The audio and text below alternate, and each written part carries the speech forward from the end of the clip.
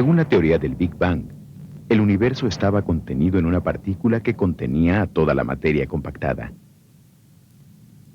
Una explosión liberó a la materia dispersándola como gas y polvo. La materia liberada buscó una manera de agruparse, de mantenerse junta, estable, así que formó partículas. Las estrellas son la cocina de estas partículas.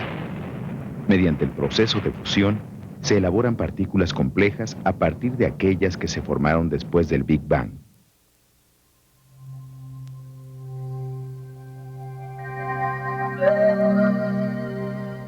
Estas partículas forman cuanto nos rodea y fueron bautizadas hace más de 2500 años como átomos.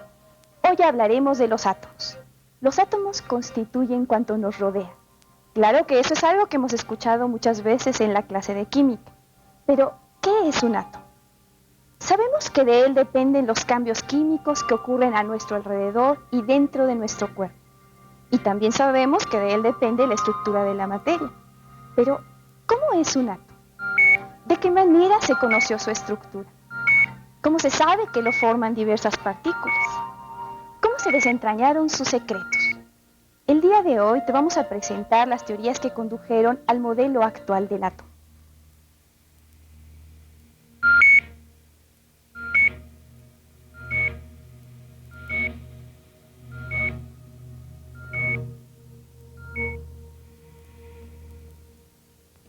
Con su comportamiento y las transformaciones que experimenta, la naturaleza nos ofrece valiosa información. Nosotros interpretamos esta información y la reducimos a conceptos sencillos, con los que explicamos los fenómenos que ocurren a nuestro alrededor. El átomo es uno de estos conceptos. Para saber cómo es el átomo, debemos hacer un recuento de las diversas teorías que condujeron a la imagen del átomo que tenemos hoy en día, y algunas de las evidencias que condujeron a proponer estos modelos. El átomo surgió en un intento por explicar la estructura de la materia en un tiempo en el que el hombre solo contaba con sus ojos y algunas toscas herramientas para estudiar a la materia. Tal vez a partir de una mezcla similar a esta, Demócrito de Abdera ideó la existencia de partículas invisibles de tan pequeñas cuya unión creaba cuerpos y sustancias.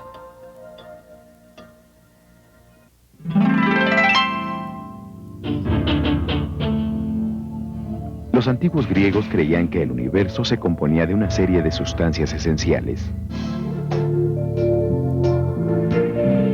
Aristóteles adoptó esta teoría, la que suponía que el universo se formaba de 4 sustancias fundamentales: tierra, aire, agua y fuego. La unión de estos 4 elementos constituía las sustancias del cosmos. ¿Qué estructura debía tener la materia para permitir las uniones y transformaciones de las sustancias?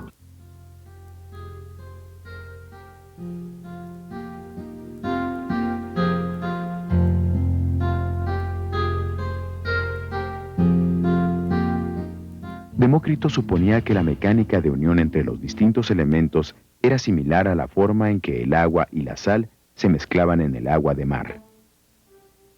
Debido a la solubilidad, las partículas de sal disminuyen su tamaño hasta ser tan minúsculas que no son evidentes a simple vista.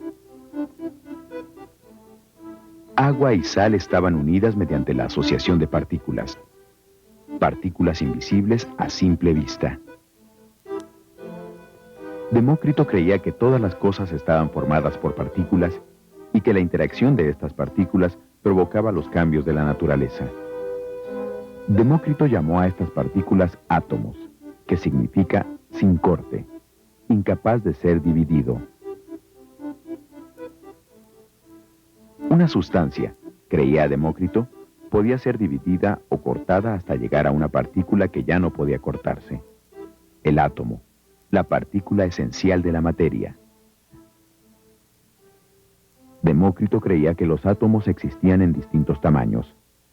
Los átomos más grandes formaban a las sustancias más pesadas, como la tierra, y las más pequeñas a las sustancias más ligeras, como el aire. Pero la revolucionaria teoría de Demócrito cayó al olvido durante más de 2000 años. Durante todo este tiempo, la espiritualidad y la superstición permearon el estudio de la composición de la materia.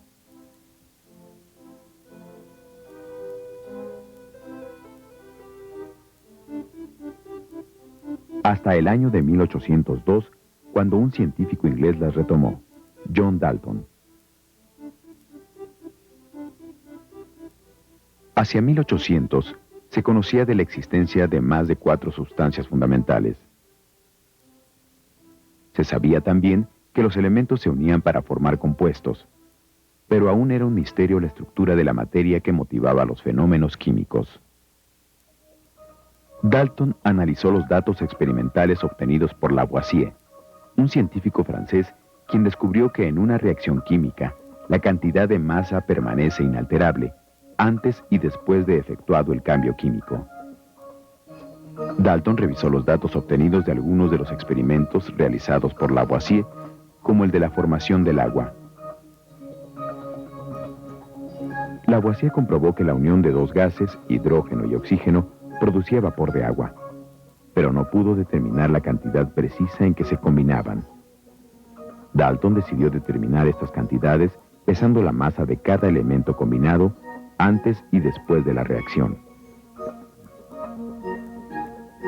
Y encontró que cada gramo de hidrógeno reaccionaba con cada 8 gramos de oxígeno, produciendo 9 gramos de agua. La cantidad extra de estos reactivos que no llenara esta proporción quedaba sin reaccionar.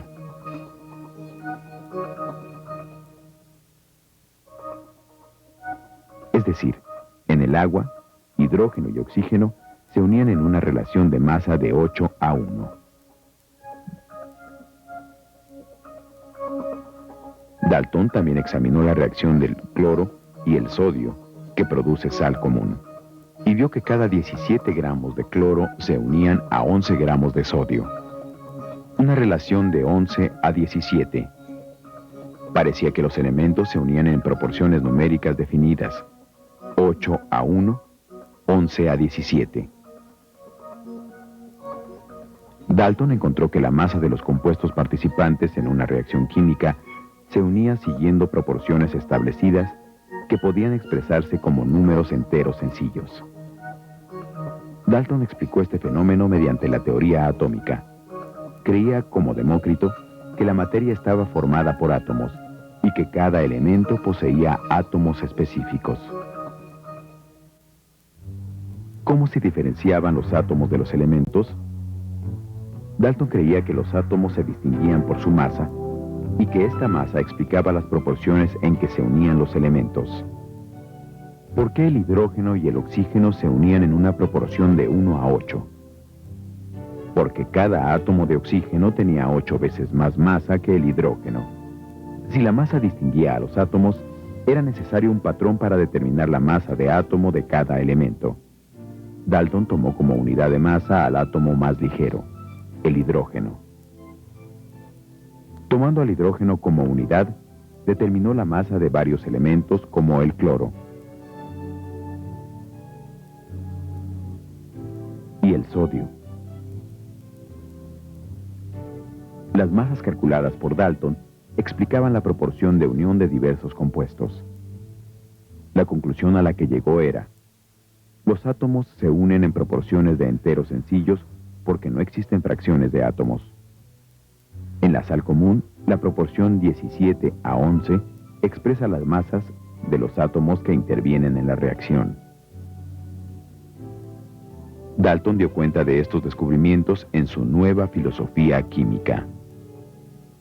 Sin embargo, debido a que las conclusiones de Dalton se basaban más en el análisis de datos que en la experimentación real, la obra tuvo poca aceptación.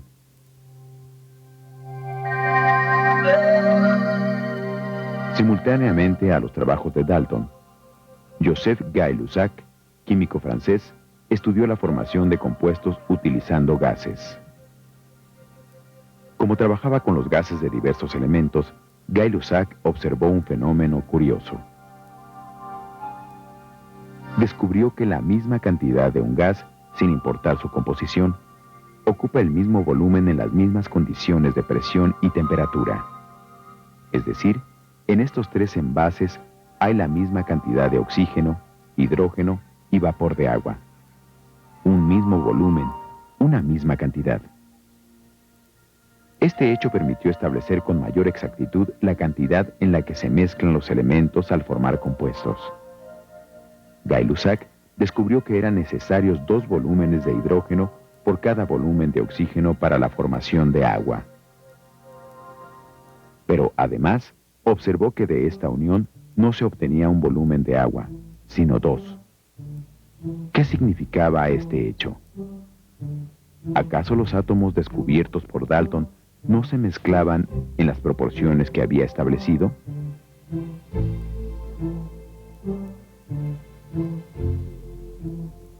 Estas preguntas fueron resueltas por Amadeo Avogadro, físico italiano.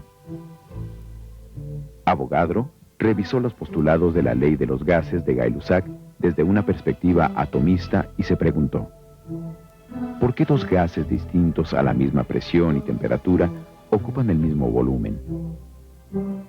Porque el mismo volumen de 2 gases cualesquiera contienen el mismo número de partículas bajo las mismas condiciones de presión y temperatura. Avogadro creía que estas partículas no eran los átomos, sino partículas formadas por la unión de átomos. Avogadro nombró moléculas a estas partículas formadas por la unión de átomos. El número de átomos que forma a un compuesto, descubrió Avogadro, era equivalente al volumen de los elementos participantes. Si 2 volúmenes de hidrógeno se unían a uno de oxígeno para formar agua, eso significa que la molécula de agua está formada por 2 átomos de hidrógeno y 1 de oxígeno. Pero, ¿por qué se obtenían 2 volúmenes de agua al unir los componentes que deberían dar solo 1? Avogadro explicó este fenómeno al descubrir que los átomos no solo se unían con átomos distintos, sino que además formaban moléculas con átomos de su mismo elemento. Los átomos de algunos elementos forman moléculas diatómicas en el estado gaseoso, como el oxígeno e hidrógeno. Así que, aunque hubiese un volumen de moléculas de hidrógeno y oxígeno, este volumen contenía el doble de átomos de ambos elementos. Por ello, el volumen de vapor de agua obtenido era el doble que el de los elementos empleados. Comprender que los átomos formaban 2 tipos de moléculas y que eran estas moléculas las que formaban los distintos cuerpos permitió estudiar con mayor precisión al átomo. Avogadro descubrió que la química solo había llegado a conocer la composición de las moléculas que forman a la materia. El átomo y sus secretos aún estaban lejos, escondidos entre el vacío y la nada. En el siglo XIX se comprendió que los átomos forman moléculas de 2 tipos: aquellas que se forman con átomos del mismo elemento o aquellas que se forman con átomos de distintos elementos. Estas últimas reciben el nombre de compuestos. Los átomos se unen para formar moléculas siguiendo relaciones numéricas sencillas. Por ejemplo, Dalton calculó que en la molécula del agua hay 8 partes de oxígeno por cada parte de hidrógeno, es decir, una proporción de masa de 8 a 1. Dalton creía entonces que el agua tenía un peso de 8 unidades de masa atómica. Así era antes del descubrimiento de las moléculas.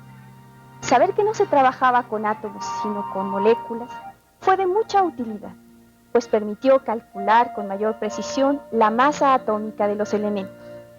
Avogadro descubrió que en cada molécula de agua, por cada 2 partes de hidrógeno, había 16 de oxígeno. Avogadro llamó peso molecular a la suma de las masas de los elementos que forman una molécula, por lo que el peso molecular del agua es de 18. 2 unidades corresponden a los 2 átomos de hidrógeno y 16 al átomo del oxígeno, una proporción de 2 a 16, que representa un valor más exacto que el propuesto por Dalton. El descubrimiento de las moléculas fue de vital importancia para el estudio de la formación de compuestos, pero aún resulta ser un misterio la composición del átomo, que seguía concibiéndose como una esfera tal y como lo imaginó Demócrito. Para saber cómo y por qué se unían los átomos entre sí, era preciso conocer su estructura. Para resolver este misterio fue muy útil e importante un aparato que todos conocemos y que probablemente está iluminando la habitación donde te encuentras. La lámpara de tubo, que hace 100 años se conocía como tubo de rayos catódicos, fue inventada en el siglo XIX por un hombre llamado Crookes para estudiar la electricidad. La idea del tubo era comprobar si la corriente eléctrica podía atravesar el vacío, de manera que dentro del tubo debería existir vacío total. Pero el señor Crookes no tenía los medios para vaciar totalmente el aire dentro del tubo, por lo que dentro quedó un residuo de aire, un gas enrarecido. La lámpara estaba constituida por un cátodo y por un ánodo, es decir, un polo negativo y un polo positivo, donde una corriente eléctrica fluía desde un polo al otro. Cuando la corriente eléctrica cruzó a través del gas enrarecido, se produjo un rayo luminoso.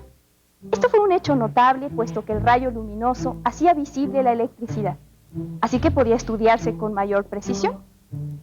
Como el rayo luminoso parecía producirse con mayor intensidad en el cátodo, el rayo luminoso fue nombrado rayo catódico.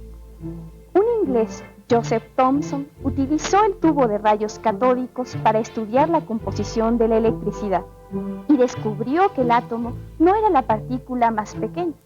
Descubrió una 2000 veces más pequeña llamada electrón. Hacia 1897, el átomo aún se concebía como esferas de distinto peso. Hasta que los estudios de Thomson descubrieron a la primera partícula subatómica, el electrón. Joseph Thomson, un inglés, estudiaba la naturaleza de la electricidad. Sospechaba que la corriente eléctrica se debía a una serie de partículas. Gracias al estudio de los rayos catódicos, se conocía que la corriente eléctrica avanza con una trayectoria y un sentido definido. Por convención, se estableció que la corriente iba de una polaridad negativa a una positiva, por lo que Thomson supuso que estas partículas debían poseer una carga negativa. Para comprobar su hipótesis, Thomson agregó un condensador eléctrico y 2 imanes a lo largo del tubo de rayos catódicos. Si la corriente eléctrica estaba constituida por partículas negativas, su flujo debía verse afectado por el campo electromagnético producido por los imanes y el condensador. Thomson calculó la masa de esas partículas y descubrió que eran 2000 veces más pequeñas que el átomo de hidrógeno, considerado hasta entonces como la mínima porción de la materia. ¿De dónde provenía esta partícula? Thomson aventuró una hipótesis. Creía que estas partículas con carga negativa provenían de los átomos. Creía que los electrones podían moverse de un átomo a otro y que este flujo de electrones producía la electricidad, lo que es cierto. Debido a esta capacidad y a su carga eléctrica, la partícula fue bautizada como electrón. Las investigaciones sobre el átomo habían demostrado que los átomos eran neutros, no se veían afectados por campos magnéticos o eléctricos. Thomson aventuró un modelo atómico basado en esta información y sus experiencias en laboratorio. Este modelo concebía al átomo como un budín con pasas. Los electrones estaban insertos en una masa de carga positiva que libraba las cargas negativas del electrón y hacia el átomo una unidad neutra. Thomson creía que la capacidad de unirse entre los átomos tenía relación con la movilidad de los electrones, pero no pudo probar nada sólido al respecto. Simultáneamente a los estudios de Thomson, un francés, Henri Becquerel, experimentaba con elementos radiactivos. Los elementos radiactivos, como el radio y el uranio, son aquellos que emiten energía en grandes cantidades. Se creía que esta energía se originaba por la descomposición espontánea del elemento. Becquerel descubrió la naturaleza de la descomposición atómica sin querer. Cierta tarde, luego de una larga jornada, guardó las sales de uranio con las que había estado trabajando y unas placas fotográficas en el mismo cajón. El día siguiente marcó, en muchos sentidos, el nacimiento de la era nuclear. Becquerel encontró que la placa fotográfica estaba parcialmente velada, como si hubiera sido bañada por una lluvia de partículas. Partículas a las que llamó alfa. Al someter a las partículas alfa a un experimento similar al de Thomson, descubrió que estas partículas poseían una carga positiva, a diferencia del electrón. Becquerel estaba seguro de que las partículas alfa procedían de los átomos de uranio, y supuso que formaban parte de los átomos de cualquier elemento. Cálculos posteriores le permitieron establecer que eran 1000 veces más grandes que los electrones, con una masa muy cercana a la del átomo de hidrógeno. Es decir, en esas partículas se encontraba la principal masa del átomo, por lo que Becquerel las llamó principal, en griego, protón. El protón de carga positiva. Las investigaciones de Becquerel permitieron concebir al átomo como un conglomerado de partículas con carga eléctrica, en el que las cargas positivas y negativas se encuentran en igualdad numérica para preservar la neutralidad del átomo. Por ejemplo, el átomo más ligero, el de hidrógeno, debía estar formado por un protón y un electrón. Pero, ¿cómo se encontraban estas partículas dentro del átomo? De estar en contacto, sus cargas se anularían mutuamente. ¿Cómo se encontraban protones y electrones en el interior del átomo? Tuvieron que pasar más de 10 años para encontrar la respuesta. En 1911, un alumno de Thomson encontró la sorprendente relación entre los átomos y el vacío.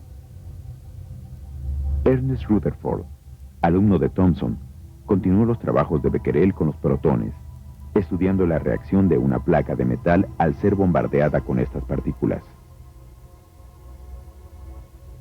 Para tal fin, colocó un elemento radiactivo dentro de una caja de plomo con un orificio, por el cual saldrían los protones liberados por dicho elemento. Estos protones, conducidos por un sistema de tubos y rejillas, bombardearían una lámina de oro. Para determinar la trayectoria de los protones, Rutherford dispuso una tira de material fotográfico alrededor de la lámina. Rutherford pensaba obtener datos sobre la estructura atómica mediante este experimento. Algunas partículas sufrieron una desviación en su trayectoria al golpear la lámina. Algunas rebotaron en un ángulo de 180 grados. Pero la mayor parte de las partículas atravesaron limpiamente la lámina como si ahí no hubiera nada. Rutherford interpretó estos datos de la siguiente manera.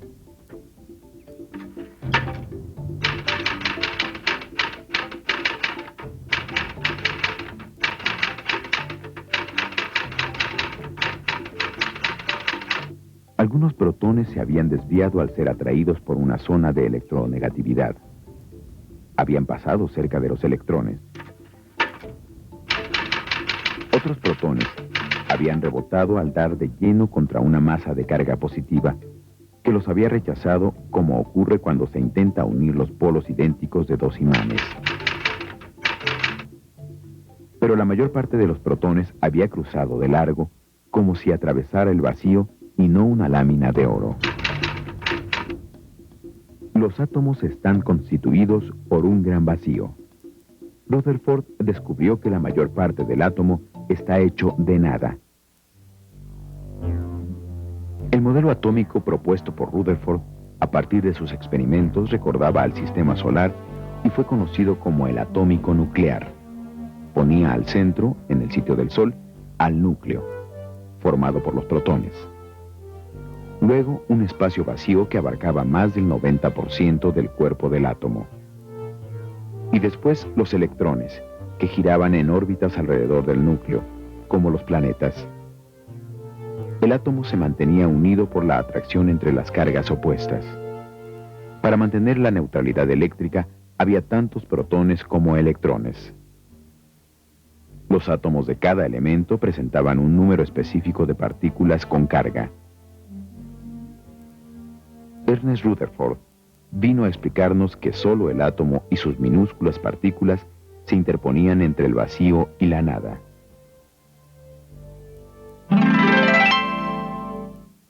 Rutherford descubrió que el átomo se formaba de 3 componentes: el protón, el electrón y el vacío. El protón se estableció como unidad de masa atómica, de manera que por cada partícula positiva que posea un átomo, tendrá una unidad de masa. En comparación con el protón, la masa del electrón es minúscula. Un electrón es 1000 veces más pequeño. La diferencia de masa entre el protón y el electrón es la misma que hay entre tu cabeza y el planeta Tierra. Por ello, la masa del electrón no se considera significativa para el cálculo de la masa total del átomo. El modelo atómico de Rutherford daba una buena imagen del átomo, estableciendo la disposición de las partículas con carga en el átomo, pero la mayor parte de los elementos presentaba una masa mayor a la que le correspondería según Rutherford. Por ejemplo, según el modelo de Rutherford, el átomo de oxígeno debía tener 8 protones en el núcleo, con lo que su masa atómica debía ser únicamente de 8 unidades de masa atómica.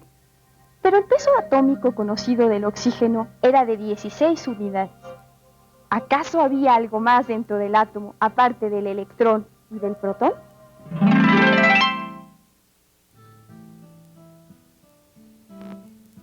¿Por qué los átomos pesaban más de lo que debían pesar? ¿En realidad el átomo era como un sistema solar con los electrones girando alrededor del núcleo? ¿Por qué la masa atómica de los elementos no correspondía a su número de partículas con carga? Estas preguntas fueron contestadas por un alumno de Rutherford y por uno de los principales constructores de la bomba atómica, James Chadwick. Alumno de Rutherford, descubrió sin saber que el núcleo del átomo contaba con una partícula sin carga. Chadwick continuaba los estudios de Rutherford con elementos radiactivos y descubrió que además de liberar protones, un átomo en descomposición liberaba también partículas que no eran afectadas por campos electromagnéticos. Utilizando un aparato similar al de Rutherford, Chadwick bombardeó átomos con estas partículas.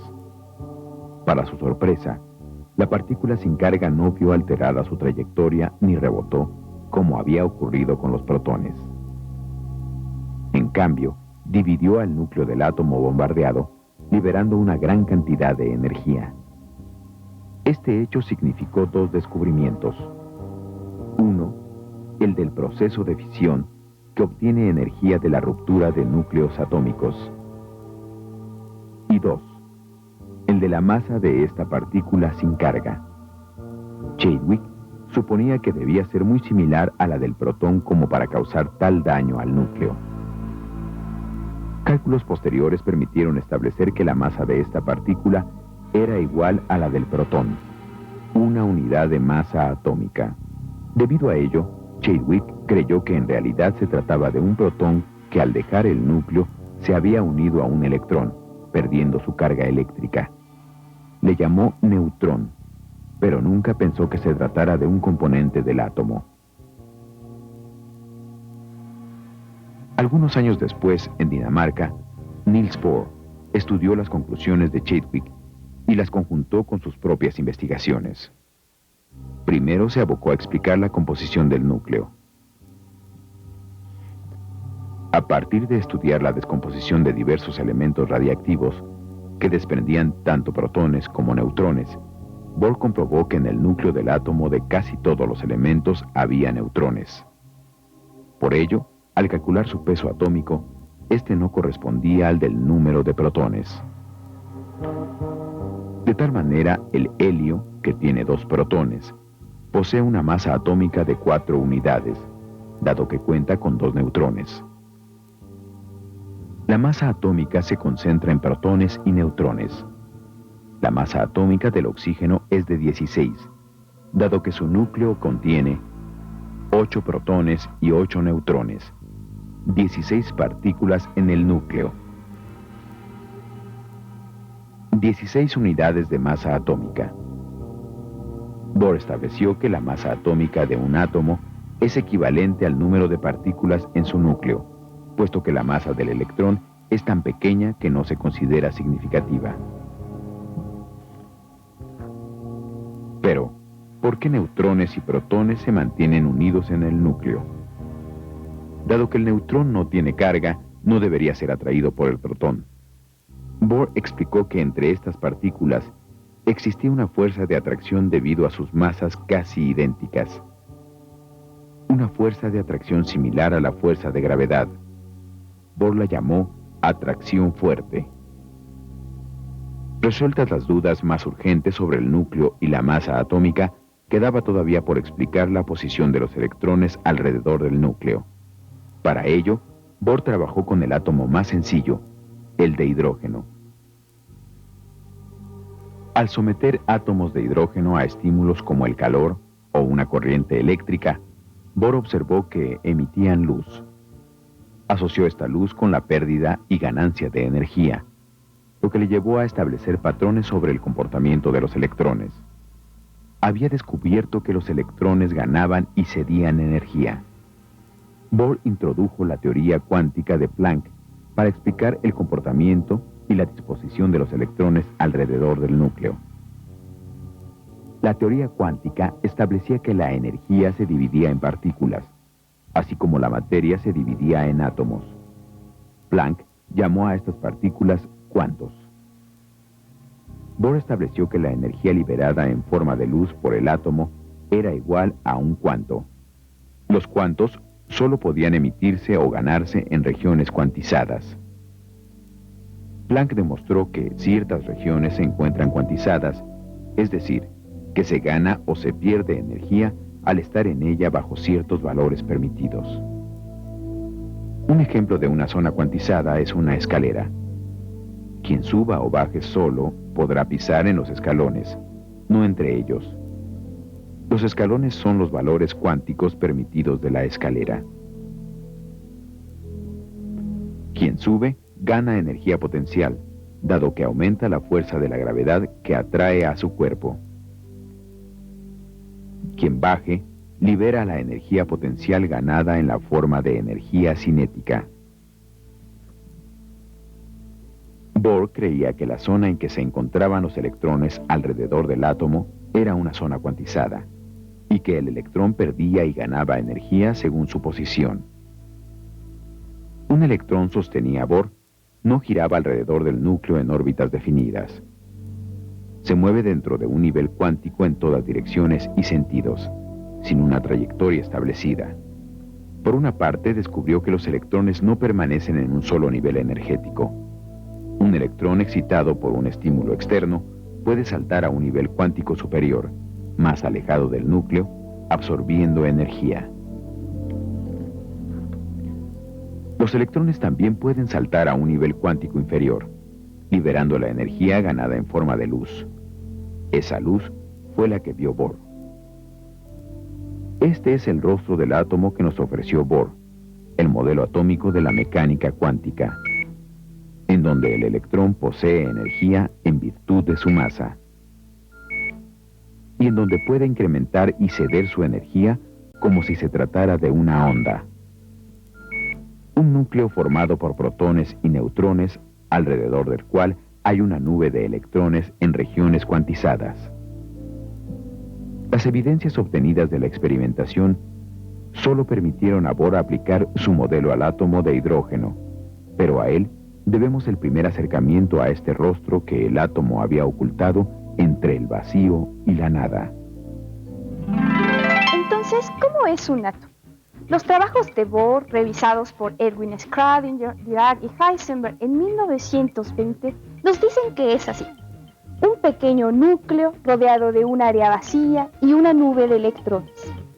La nube de electrones, los sitios por donde pueden moverse los electrones, se delimitan por niveles energéticos. Bohr imaginó 5 niveles posibles. Bohr demostró que un electrón que salta a un nivel más alejado del átomo gana energía. Entre más alejado se halla un nivel energético del núcleo, mayor energía posee.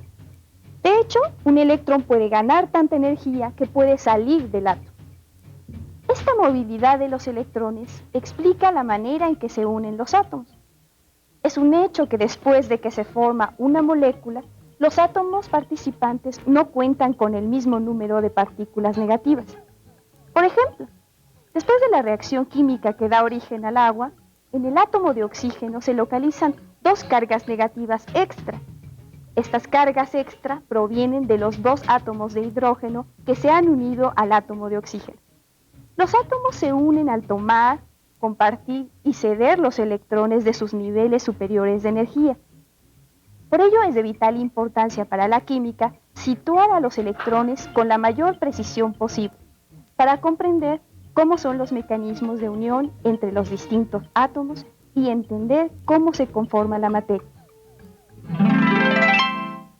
Ha cambiado mucho la imagen que la humanidad tenía del átomo. Hoy en día se le estudia a partir de sus dos componentes, el núcleo y su nube de electrones. Y cabe preguntarse, ¿cuáles son los criterios para distinguir a los átomos de los distintos elementos? ¿Y en qué momento un átomo cede o toma electrones al unirse a otro elemento? ¿Cuándo los comparte? ¿Cómo es que los átomos se unen para formar el cosmos que nos rodea? Dicen que a los dioses se les cayó un huevo que creían hueco y que de él surgió el universo. Por ello otros afirman, quizá con razón, que en el corazón de cada cosa yace la nada. Pero, ¿qué remedio, mi buen amigo? Maravíllate de todas las creaciones de la naturaleza, así estén fundadas en el vacío. Neil Gaiman.